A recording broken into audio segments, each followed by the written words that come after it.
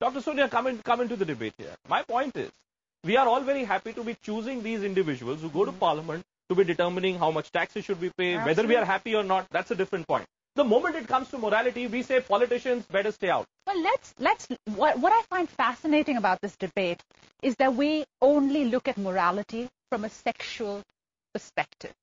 I don't think morality is about sexuality, and why are we equating this, Mr. Singhal? I think it's far more important to look at the other issues that are pushed through in a lot of reality television. For example, you know, the humiliation. But I want to know, what does the viewer get out of it?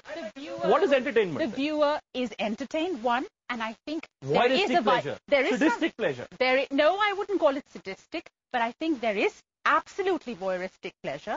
And there's also that feeling of, okay, maybe my life is miserable, maybe it's tough, maybe I have to struggle, but you know what?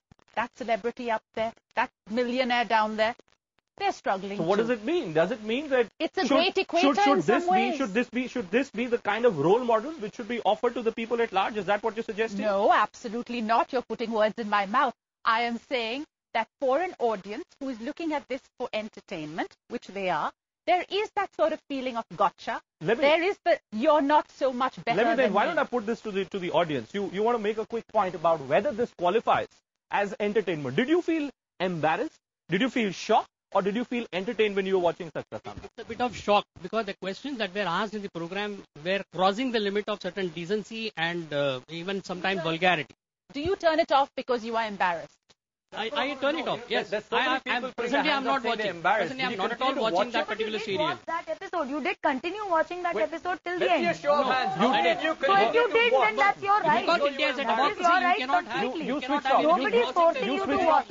Why? Why did you switch? Yes, because what I feel is that if you people, anyone who's on Sach Ka Saamna, if he wants to or she wants to open her secrets, that's her problem. Yeah. I shut down my TV. Why? Why? Because you don't. I don't want to listen to those things. And the fact is, when I was growing up, there was a very simple relationship between a girl and a boy, which is totally lost nowadays. But do you then question whether these things should be allowed? Are you comfortable with government saying that these should be censored? I don't think about the government because channels are not there to do charity.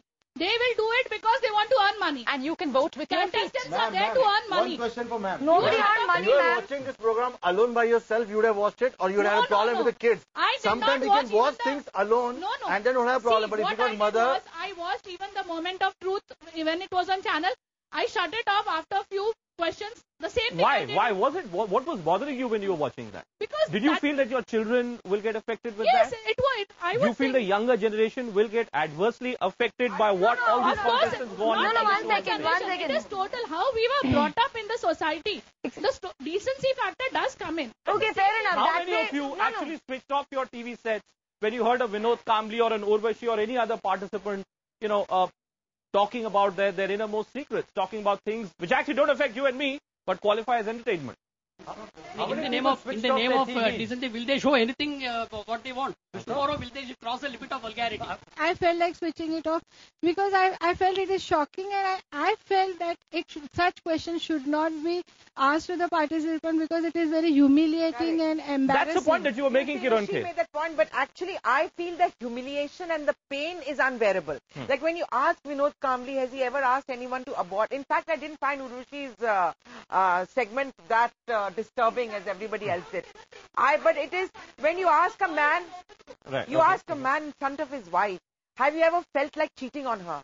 Have you ever felt like are you still in love with her? And he says no. I mean, the humiliation to the wife, the humiliation, the public, I mean, how much But isn't that the whole idea of the program? The whole idea of the program is to subject someone through humiliation so that the people can be entertained. I don't know why. It makes me feel strange. Mr. Singhal, a lot of people here, Mr. Singhal, are making the point that they actually switched off their TV sets when they were watching these programs.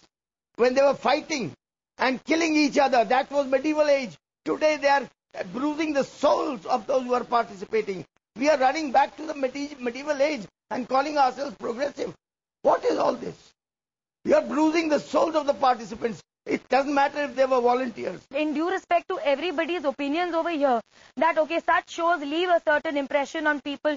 They are indecent, they are vulgar, or whatever is the term that they are using. Right. I want to say, okay, fine. I also have children, ma'am, like the way you said. Even I would not want them to get, open to certain things.